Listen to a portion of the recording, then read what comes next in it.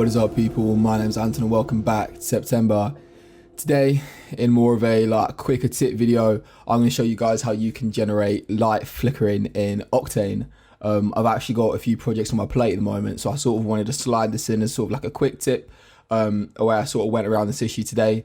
I had some emissions coming from this light cube that I made, and it looked way too bland with them being static.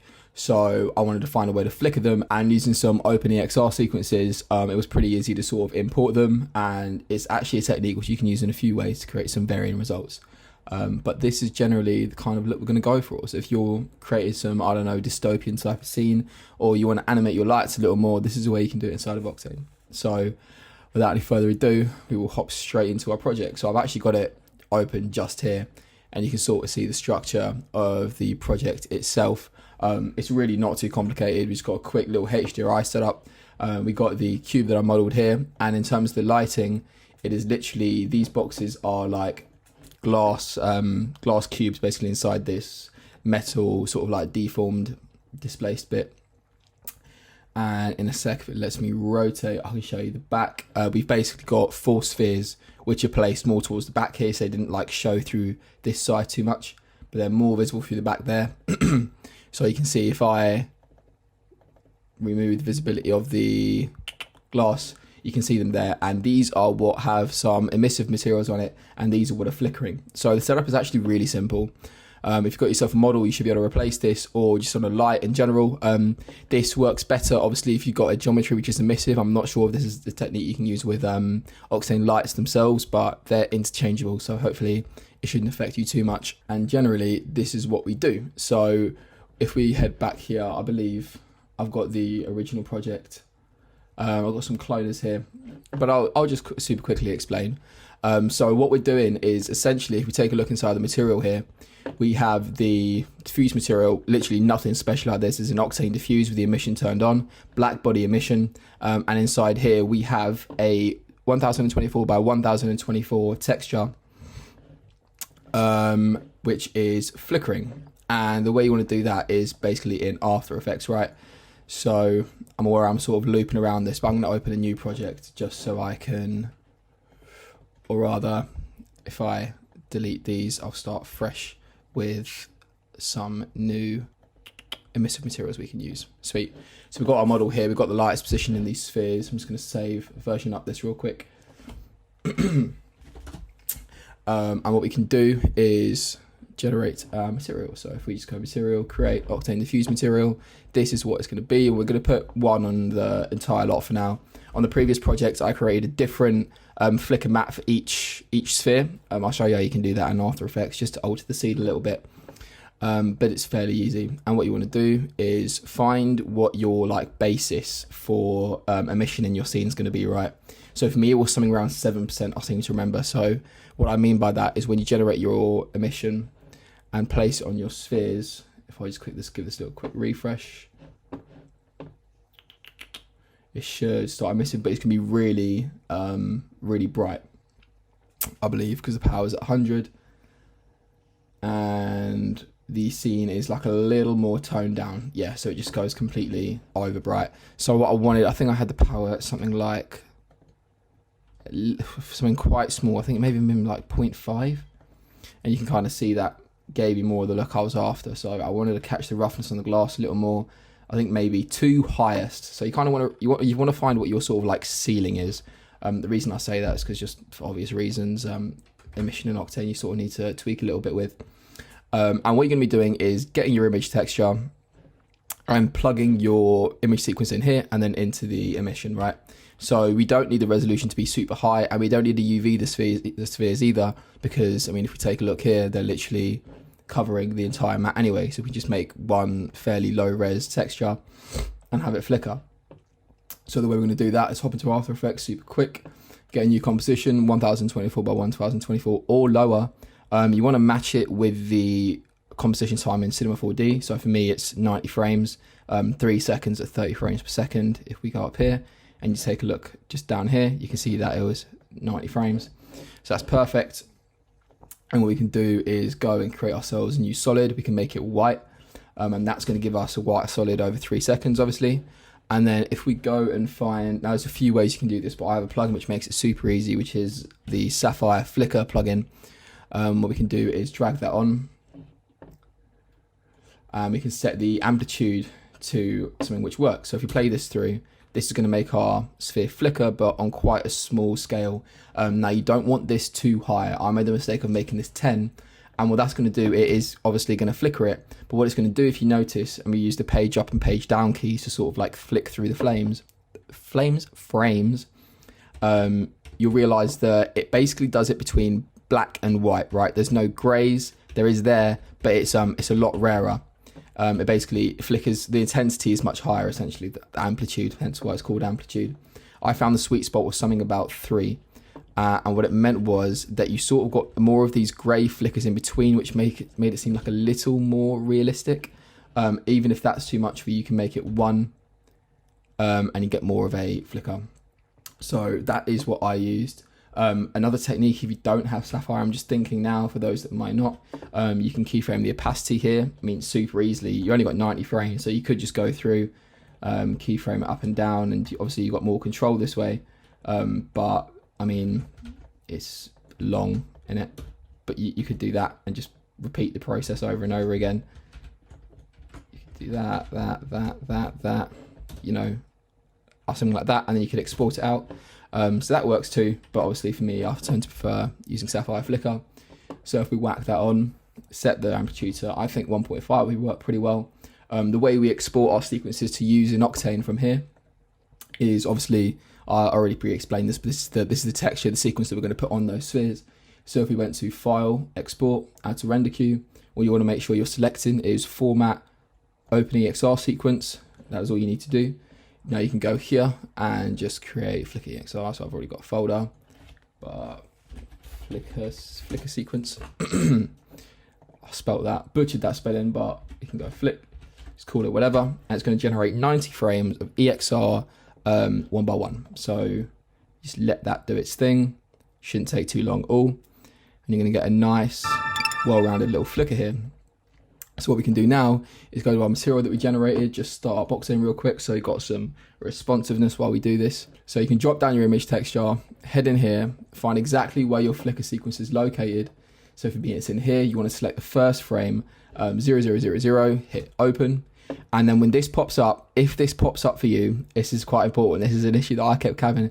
I kept going on autopilot and clicking yes. You want to make sure you click no, because that's going to default the Cinema 4D path to where that EXR is actually saved rather than importing it to your text file in the project directory, right? And then you want to go to animation. You want to change the movie end frame to 90 because we're working with 90 frames. Frame rate to 30. You don't need to click calculate because Octane does it for you. And then you can plug this into your texture. And what that's going to do is that is going to replace the light, and you're going to see we're right back to overbright, which is why the reason I mentioned finding your ceiling earlier was so you can tone down this power to something which works. So I think this was set to, that was set to 2, but you want to, I think I had the power set down a little more. So we can set this to 0.01. And that is obviously 0.07. It's too much. So what you want to do is you find your ceiling again, and if you now flick through, you should see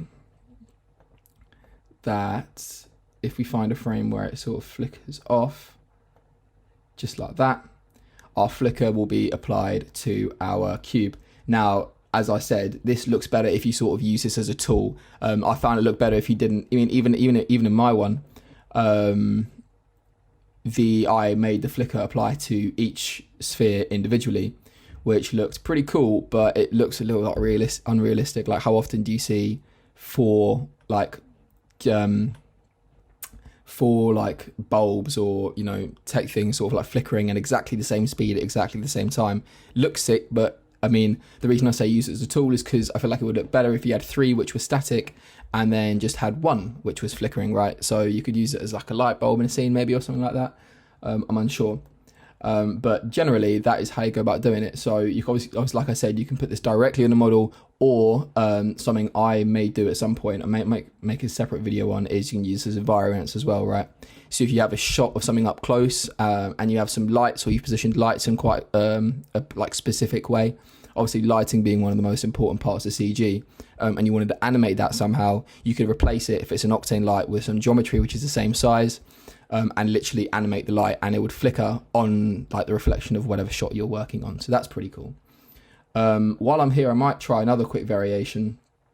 So just a quick little caveat: if you want to change the pattern of the flicker, in this plugin, it makes it really easy. So if you're keyframing, obviously just shift them a little bit so they vary in your scene. But if you're using this plugin, you can literally find the seed here and change that, and it will change the flicker. So that's all I did for the last one. I just exported 4 separate sequences, applied them in 4 separate materials to each bulb, and it fixed the issue. But you can actually leverage this a little more, right? So if we take a look at this material here, I have this like sort of brushed steel material, and if we look really closely, there is this sort of almost motherboardy techie type pattern, which goes over the top of it. Really subtle, but it works with the scratches and stuff quite well. And when I was making it, I was thinking, well, I kind of want something more emissive. So I've got this text which is emissive, but I like the idea of the motherboard sort of like shining through as well, just to add a little more interest to like the metal bit, right? So if we dive into that material super quick, you can see a sort of like preview here from where I tried it. We can look into this web of nodes and figure out how we can animate that so it's not so strong. So we've got the emission here, which is plugged into this right now. If I was to, that's plugged into displacement. So if I was to quickly replace that with this, you can see exactly what I mean. So the displacement is now shining through on this motherboard, but it's kind of like strong, right? It's a little bit much. So I realized that you could also use a technique similar to this to animate that. So say we located this this texture in particular, which I believe is this one right here. What we can do is we can chuck that into After Effects too. So if we just drag it in, and this texture was actually created with a piece of software that I found a while ago called JS Placement, where you can sort of generate your own patterns and materials like this, which is really cool. Might make a separate video on that because I use that a lot to leverage my projects a little bit. But yeah, so we got a 3-second 90 frame sequence here, and it is completely static. But if you wanted these to animate, so almost like stuff would, like the lights would flow and they'd have a little more movement to them, you can try your best to do that. And I was just thinking in my head while I was explaining that, a way you could probably do it is heading to create a new solid here, make it black, just something that you can mask over, and we can go about making a quick noise. So if we drag that on, not that noise, we need fractal noise, sorry. And if we drag that on our layer, not even that good fractal noise, that's going to create some smoky black and white noise, right? This is way too low scaled, but if we scale this up using the, I think it's transform, is it? We can scale this up, so to something maybe more like this. Obviously bear in mind the detail of your lines here. And what we can do is up the contrast a little bit, maybe move the lightness, something like this, like that, right? I'm just thinking we may either turn down the, something like this. This isn't going to make a lot of sense, but any sec, hopefully it should. What you can do is play with these to set it to something like this, right? What's going to do is going to darken certain parts of the texture according to where those dark spots are in the fractal noise, right? So if you wanted to up that, you could increase the scale here, but obviously the lines are fairly small and detailed as they are. So you can decrease the complexity here or increase it however you like. But the reason I use the fractal noise is because there is a knob here for evolution, and you realize that as you twist this, this will actually animate quite well. So what you can do is you can say you're scaling this up. You want to, you can tweak the contrast and whatnot, sort of, I think brightness is sort of the better one, and it will like more reveal different parts of that as you go through. So what you can do is, I think we need to turn the contrast down maybe ever so slightly, or rather up. Maybe the contrast doesn't need to be, we need to something more like this. And that's turned down the brightness a little bit, but obviously tweak what you're saying to see what you like. But the main point being that what you can do is animate that. So say that was what we were going for. I may even scale this up a little more purely because the scale of these lines here is far smaller. Do something like this, and then have that animate through. What we can do is literally go to the start of the sequence, set it to 0, 0, and the end, and maybe set it to, well, we've only got 3 seconds, so 1 may be too fast. But it seems all right.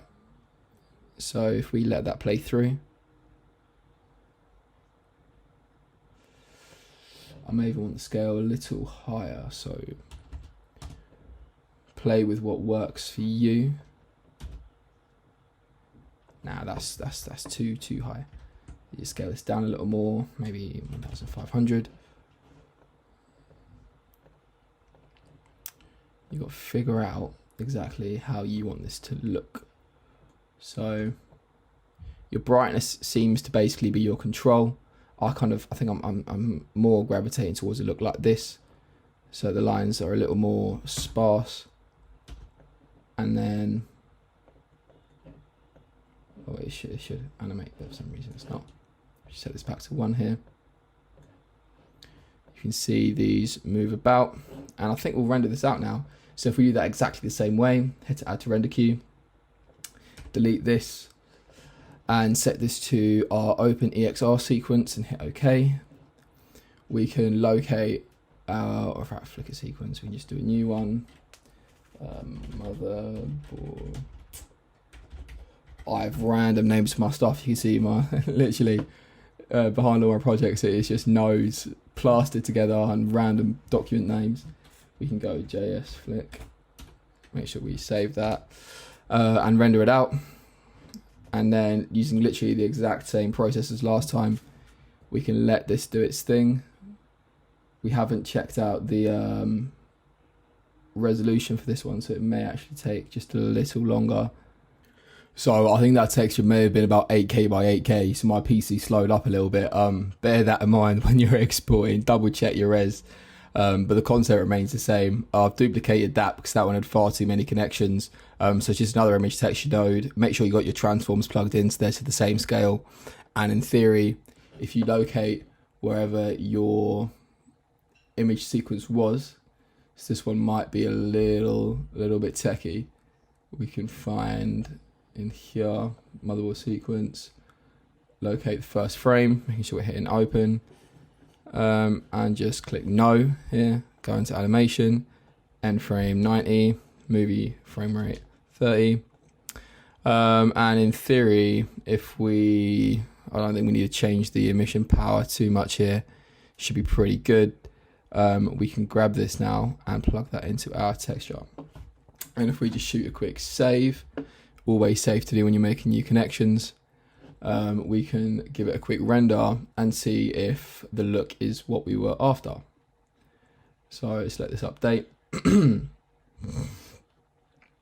I understand this was a little bit of a tangent, but I figured I might as well show a few techniques that you can do this while you're at it.